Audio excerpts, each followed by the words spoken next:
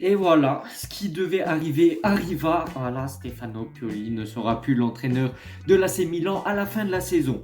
C'est quelque chose qui aurait dû se dérouler, un événement qui aurait dû se passer déjà en début de la saison. Voilà, parce que déjà à partir du moment où tu changes les directeurs sportifs, tu changes Maldini, tu changes Massara, tu fais une révolution, tu vends Tonali, tu vends Makers, tu vends Junior Messias, tu vends presque toute ton équipe. Au bout d'un moment, si tu veux faire une révolution, tu l'as fait correctement. Après, voilà, je tenais à remercier Stefano Pioli qui a su remonter l'AC Milan en Ligue des Champions, déjà premièrement. On se souvient tous normalement du match contre l'Atalanta lors de la dernière journée contre l'Atalanta. C'était le match pour se qualifier en Ligue des Champions, pour arriver dans les 4 premières places. C'était notre objectif, voilà. Déjà qu'il était arrivé voilà, suite à un entraîneur qui était encore pire que lui. Il faut souligner que ça a été un bon entraîneur quand même. Mais je veux dire, il est arrivé après qui? Gianpaolo, c'était un désastre. Après, il est arrivé, bon, il s'était pris 5-0 par l'Atalanta, c'était la saison d'avant. Après, il y a l'arrivée de Zlatan Ibrahimovic, a fait remonter la pente à l'AC Milan, et on en arrive à la qualification en Ligue des Champions, excusez-moi, ce qui était attendu par l'AC Milan, parce que depuis des années et des années, on n'arrivait plus à se qualifier en Ligue des Champions. C'était un step à revenir, je veux dire, c'est un step qu'il fallait retoucher des doigts, parce que Milan, la Ligue des Champions, ça fait c'est la maison de l'AC Milan, la Ligue des Champions. Voilà. Ensuite, il y a eu la saison du Scudetto. Voilà, bon, il faut le dire aussi, c'était un peu de chance, mais avec tous les blessés et tout ça, tout ce qui pouvait faire en sorte qu'on ne pouvait jamais gagner le Scudetto, avec l'Inter qui était vraiment dévastant déjà à cette époque-là et encore cette saison. Mais on a réussi à gagner le Scudetto aussi parce que l'Inter s'est auto-saboté le Scudetto. Voilà, ils ont perdu le match qu'ils devaient récupérer contre Bologne. Et on en arrive à gagner le Scudetto. Voilà, merci pour tout ce que tu as fait. C'était un des plus beaux Scudetto. C'est pas moi qui le dis parce que moi, le dernier Scudetto que j'ai vécu, ben, c'est celui-là qu'on a gagné en 2021-2022, il me semble. Mais sinon, j'en ai jamais vu d'autres. 2011, je suivais pas encore beaucoup le football, donc je m'en souviens plus. J'étais né, mais voilà, je comprenais rien au football. Mais j'ai entendu dire que c'est un des plus beaux Scudetto qu'on a pu gagner dans l'histoire du football, parce qu'on déjà on n'était pas favori, parce qu'en général à l'époque Milan était toujours favori, parce qu'on avait une équipe de feu. Là, la saison où on a gagné le Scudetto, on n'était pas incroyable sur le papier, mais on a réussi à faire la surprise. Du coup, merci Pioli. Après, voilà, c'était la saison de trop pour moi, parce que dans tous les cas, la saison dernière, il était déjà contesté. Normalement, la saison dernière, on ne devrait pas être en Ligue des Champions pour cette année, pour cette saison, parce qu'on a fini 5e, sauf que la Juventus a été disqualifiée, du coup on a pu prendre leur place et arriver 4e, et c'est grâce à ça qu'on a été en Ligue des Champions. Et comme je l'ai dit, à partir du moment où on a fait la révolution lors du dernier mercato estival, ben voilà, il faut faire un changement jusqu'au bout. Voilà, il faut changer l'entraîneur. Après, voilà, c'est quelque chose qui ne s'est pas déroulé. En début de la saison, moi, je me suis dit, Pioli, il a changé sa façon d'entraîner, de diriger les matchs, il s'est amélioré sur les changements. Mais en fait, non, il apprend jamais de ses erreurs. Toujours, en plus, à l'époque où il y avait Krunic, il le fait jouer à tous les matchs, alors que il y avait d'autres joueurs qui étaient plus à la hauteur que lui, selon moi. Et voilà, même en termes de changement au cours de la saison, voilà, quand Chukwueze il était nul, il le faisait toujours rentrer. Et maintenant qu'il est bon, ça y est, c'est l'homme le plus en forme de l'AC Milan actuellement, devant Théo Hernandez, devant Leao, devant Mike Maignan, devant tout le monde. Et non, il le met quoi sur le banc pour le match le plus important de la saison? match plus important de la saison parce que c'est nous qui l'avons rendu important. Ben, parce que normalement, on devait jouer la Ligue des Champions. D'accord, on avait un très très dur, un très grand groupe en Ligue des Champions. Ça passait ou ça cassait. Sauf que Dortmund, on aurait dû les battre à l'aller au retour. Mais bon, on s'est auto-saboté. Contre Newcastle, pareil, bon, on a gagné au retour, mais au match aller, voilà, on avait fait 0-0. Pareil pour Dortmund, 0-0, alors qu'on a loupé des occasions extraordinaires. Même déjà, le nombre de buts qu'on se prend par match, vous allez me dire, oui, en fait, c'est notre défense qui est nulle. Moi, je peux pas dire que Tomori, bon, Gabia, il est en train de revivre depuis qu'il est revenu à l'AC Milan, mais je peux pas dire que Gabia, Tomori, Thio, ils sont nuls. Bon, Kier, il commence à prendre de l'âge, c'est normal. Et il est plus adapté à cet AC Milan. Mais Pioli demande aux défenseurs centraux d'aller suivre les attaquants jusqu'au au milieu du terrain. S'ils loupent leur intervention, s'ils loupent leur tacle, l'attaquant il se barre vers notre but. Et c'est soit tu fais faute et tu as un carton jaune au milieu de terrain parce que voilà, tu loupes ton intervention, soit tu laisses le joueur passer.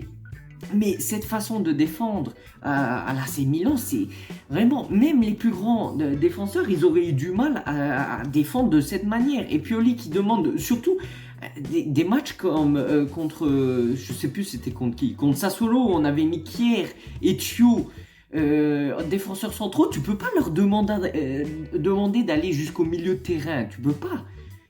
Ils sont trop lents et même Thio, Ciao, je sais pas comment ça se prononce, depuis qu'il est revenu de blessure, il est cuit. Et en plus, si tu lui demandes de faire l'effort d'aller jusqu'au milieu de terrain, et même, je sais pas, il sait pas analyser les matchs. À l'époque, moi je me disais, ah oui, il prépare bien les matchs et tout ça, quelques saisons en arrière. Mais maintenant, il n'arrive plus, il s'adapte plus aux adversaires. Ou, je sais pas, par exemple, contre l'Inter, au lieu de faire en sorte que les défenseurs centraux vont jusqu'au milieu de terrain pour aller chercher les attaquants, c'est trop dangereux. Je sais pas, adapte-toi, fais en sorte que la ligne défensive soit un peu plus en retrait, sans être normalement, je sais pas, dans la surface de réparation à défendre, mais soit un peu plus bas. Je veux dire, tu prends trop de risques, je sais pas, adapte. Je veux dire, il n'y a aucune logique. Et même là, contre l'AS Roma, pour le match retour, on devait absolument marquer, forcément, parce qu'on était mené à 1-0 au match aller. Du coup, je sais pas, la logique fait que tu dois mettre une formation offensive. Tu dois mettre, je sais pas, Chukwueze, homme le plus en forme du championnat, actuellement de l'AC Milan. En numéro 10, tu mets Pulisic, et à gauche, tu mets Leao, et en pointe, tu mets soit Giroud, bon, qui est un peu cuit en ce moment, voilà, merci pour tout aussi Giroud, mais voilà. Et il faut tourner la page. Je pense que du coup, à la fin de la saison, tu seras plus parmi nous, et merci pour tout. Ou au Okafor, mais bon, Jovic, bon, voilà. Mais je sais pas, et contre l'AS Roma, qu'est-ce qu'on faisait au match retour alors qu'on était mené 1-0? On s'est mis en défense, on attendait que l'AS Roma attaque et pour nous repartir en contre-attaque. Mais c'est quoi là? Je sais pas, il n'y a aucune logique dans tout ce qu'il nous a proposé jusque maintenant. Donc la nouvelle est venue de Fabrizio Romano et même la Gazzetta dello Sport en ont parlé. Normalement, à la fin de la saison, Pioli ne sera plus l'entraîneur de l'AC Milan. Ça, c'est aussi la faute. C'est la faute de Pioli, c'est le principal fautif. Mais la faute est à partager aussi avec les propriétaires. Les propriétaires qui étaient bien contents qu'il y ait Pioli en tant qu'entraîneur. Parce que Pioli, comme je l'ai déjà dit, c'est un youtubeur. C'est un entraîneur qui dit oui, il y a tout qui lui va. Il lui ramène Valère Germain, Mitroglou en numéro 9. Il lui ramène, je sais pas, un joueur de 13 ans. Il va dire oui, ça me va parfaitement. C'est pas un joueur qui ouvre sa gueule, qui exige un mercato. Et même cet hiver, il exigeait un mercato, il exigeait un défenseur central et un milieu de terrain, ou un numéro 9, il l'a jamais eu. Comme quoi, il ouvre un peu, pour une fois qu'il ouvrait un petit peu sa gueule dans les conférences de presse, il disait oui, moi je veux un joueur, un bon joueur pour mettre dans la défense.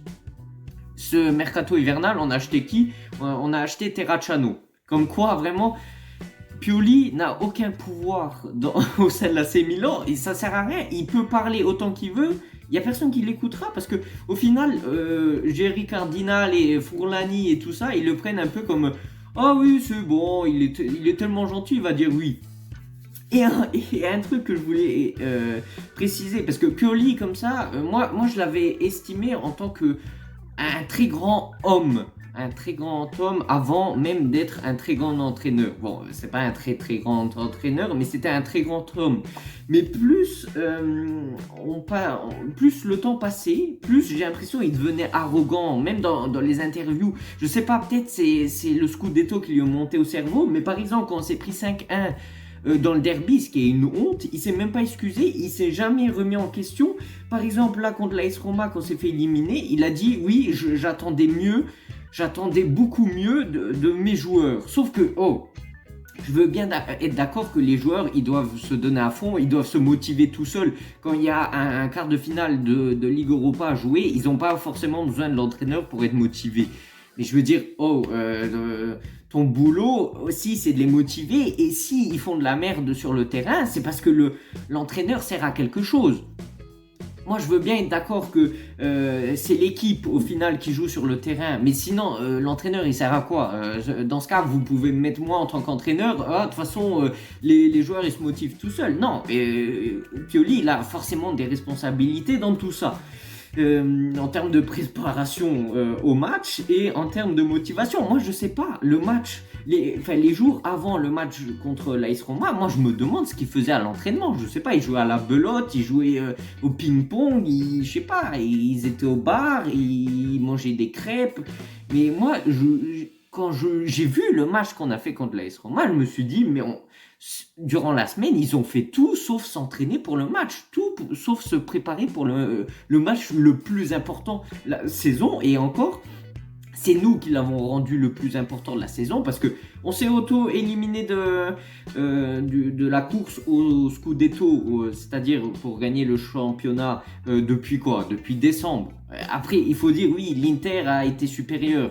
Sauf que c'est pas parce que l'Inter à un niveau supérieur qu'il faut dire ah oui bon on n'arrive pas à les suivre, c'est trop compliqué. Je veux dire, dans ce cas, si toutes les équipes de Serie A lèvent le niveau, ils font des mercatos tous à 100 millions d'euros, vu qu'on dit ah oui mais ils sont trop forts, ben on va finir 20e du championnat et on se dit ah ben c'est bon, nous on s'est donné à fond, on a fait de notre mieux, bon c'est les autres qui sont trop forts. Ben non, contre l'Inter en soi, je veux dire sur le papier on peut faire face à l'Inter, c'est juste qu'il manque un très bon entraîneur pour diriger cette équipe, parce que sur le papier notre équipe elle est incroyable. C'est pour ça au début de saison en voyant le mercato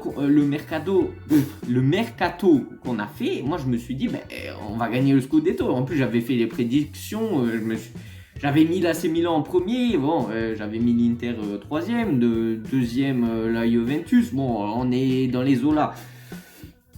Mais je veux dire, notre équipe sur le papier elle est incroyable. Bon, certes, il y a des petites choses à rectifier, c'est normal. Mais je veux dire, voilà, sur le papier, on peut être compétitif. Mais moi, du coup, moi j'attends un très bon entraîneur en retour pour remplacer Stefano Pioli. Parce que ça sert à rien de le virer pour mettre un autre entraîneur qui fera le même taf ou qui fera encore pire. Et parce que là, c'est un risque qu'on prend. Parce qu'on sait ce qu'on laisse. Bon, il nous a quand même ramené deuxième du championnat, même si, bon, le championnat, cette saison, il n'est pas incroyable. Mais je veux dire, on ne sait pas ce qu'on va retrouver. Même si on prend des joueurs, des entraîneurs qui n'ont jamais entraîné en Serie A, par exemple, ils devront s'adapter. Et voilà, ça peut prendre du temps. Du coup, là, il ne faut pas se louper. Et là, vraiment, c'est encore les propriétaires. Avec ces propriétaires-là, je pense que notre niveau européen, notre niveau en championnat italien pourra pas revenir comme le vieux Milan. Bon, ça va être compliqué parce que le vieux Milan était incroyable. Mais je veux dire, c'est pas avec ces propriétaires-là qu'on va redevenir à notre niveau d'autrefois. Donc, j'ai regardé un peu la liste des joueurs qui seraient, enfin des entraîneurs qui seraient accostés à l'AC Milan. Qui, voilà, Ibrahimovic, il doit faire un choix, un très bon choix. Bon, Ibrahimovic, c'est le seul qui me donne encore de l'espoir. Bon, moi, je me suis dit, c'est la lumière au sein d'un monde obscur qui est là, tous les propriétaires, là, Cardinal et après tous les gens de la direction, Fourlani et tout ça, pour moi, ils connaissent rien au football. Ils ont vu peut-être 5 matchs dans leur vie de football, mais sinon, ils y connaissent rien. Alors que Zlatan Ibrahimovic est le seul qui comprend quelque chose au football, bon, aussi un peu aux finances, je pense. Donc, moi, c'est mon dernier espoir. Du coup, Zlatan Ibrahimovic, s'il te plaît, fais en sorte de les convertir à ton intelligence sportive et footballistique et ramène-nous un bon entraîneur, même si, par exemple, je pense pas que les propriétaires ils ont envie de prendre Antonio Conte, parce que Antonio Conte c'est quelqu'un qui a un très fort caractère, qui a une très grande gueule, qui s'il veut un joueur il va le dire haut et fort dans les interviews, et ce genre de personnes je pense pas que les propriétaires ils aimeront, parce que ça leur mettra trop de bâtons dans les roues, ça dégraderont leur image déjà plus qu'elle ne l'est déjà. C'est pour ça qu'ils se contentaient d'un Stefano Pioli. Donc il y a Galtier aussi qui est associé à l'AC Milan, enfin qui est approché de l'AC Milan. Il y a Milan serait intéressé aussi par Fonseca, l'entraîneur actuel de Lille. Lopetegui, après c'est des entraîneurs, bon je connais deux noms, mais voilà, bon il avait gagné la Ligue Europa avec, je sais pas, Villarreal peut-être, je me souviens plus. Thiago Motta qui fait un très bon boulot à Bologne, mais bon, est-ce qu'il sera capable de supporter la pression d'un très grand club? Voilà, parce que moi aussi, moi je veux un entraîneur qui ait de l'expérience internationale, de l'expérience en Europe et voilà, qui sache supporter la pression, parce que après si le gars il se met en boule comme ça et il a peur parce qu'il y a la pression médiatique, la pression des supporters, ben notre saison elle est foutue. C'est pour ça qu'il faut choisir un très bon entraîneur dès le début de la saison, ce qui n'est pas facile, hein. Et voilà, c'est un peu de la loterie aussi, c'est du 50-50, c'est soit ça passe, soit ça casse, mais bon. Après, il y a Xavi, apparemment, Barça, ils vont pas le garder. Il y a Zidane. Bon, ça, c'est les entraîneurs que serait intéressé l'AC Milan. De Zerbi aussi, qui entraîne Brighton, qui est un très bon entraîneur et un ancien cœur rouge et noir, Rossonero. Mais après, j'ai regardé les autres entraîneurs qui seront disponibles, enfin, qui sont disponibles pour le moment. Ils n'ont pas aucun contrat avec aucun club. Il y a Zidane, bon, ça sera très compliqué. Graham Potter, qui avait entraîné Chelsea, il me semble. Rudy Garcia, qui avait été viré de Naples en début de saison. José Mourinho, qui a été viré de l'AS Roma. Mais bon, moi, j'ai pas envie. Parce que lui aussi, c'est quelqu'un qui a une très grande gueule et je pense pas que ça va convenir à notre direction. Après, il y a Kovac. Maurizio Sarri, qui a été viré de l'AS Roma. Pas de l'AS Roma, de la Lazio de Rome. Gattuso qui a été viré de Marseille, Gattuso qui a déjà entraîné l'AC Milan, et du coup Abate qui entraîne actuellement la Primavera de l'AC Milan. Moi je serais content parce que en plus c'est quelqu'un c'est un joueur que j'ai déjà fait une photo avec lui dans un bar. Bon, j'étais petit, je comprenais rien au football, mais j'ai fait une photo avec lui parce que j'avais le maillot du Milan à ce moment-là.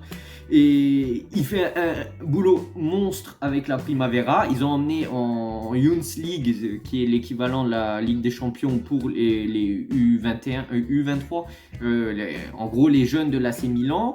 C'est la première fois de l'histoire et du coup je souhaite le féliciter pour cela. Et du coup, comme je disais, il fait un boulot monstre avec la Primavera. Bon, peut-être en championnat, nous sommes 3, 4e, je pense.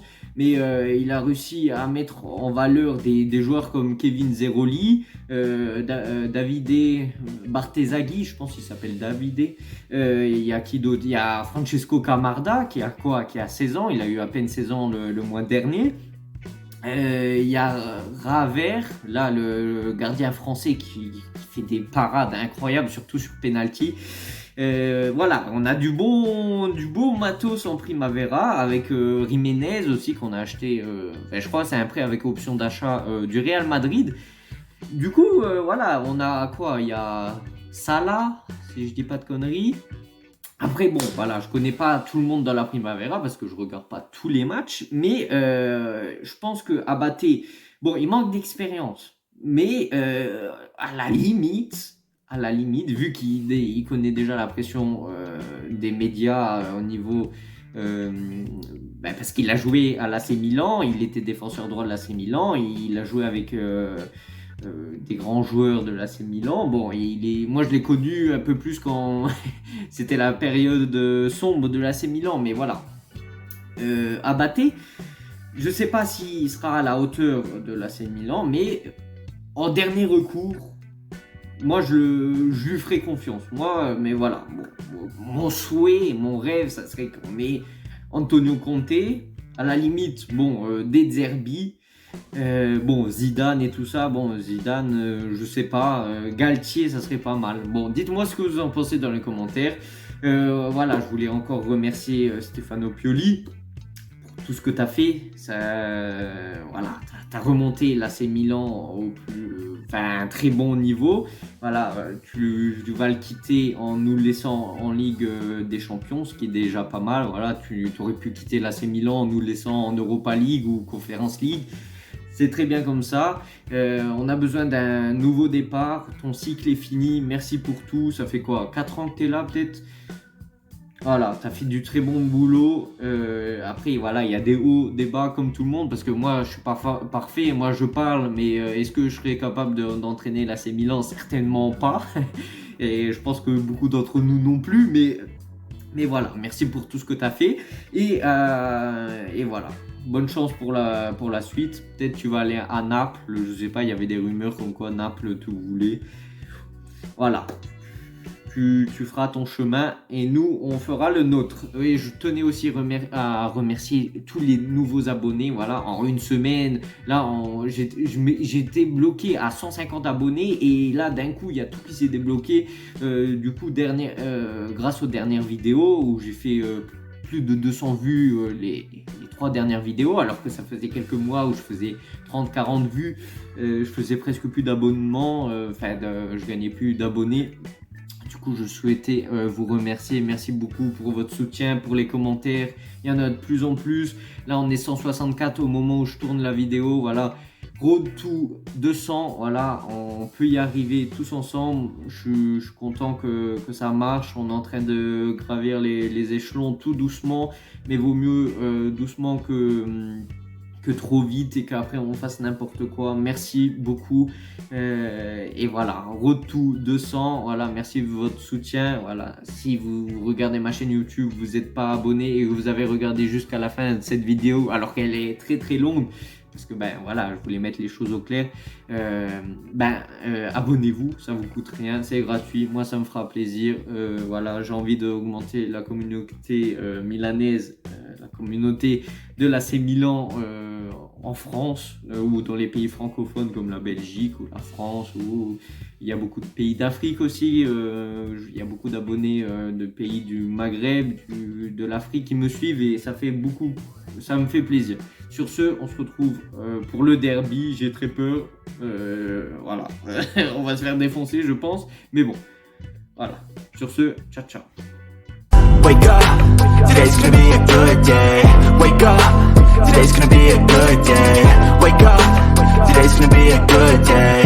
Wake up, today's gonna be a good day. Wake up, today's gonna be a good day.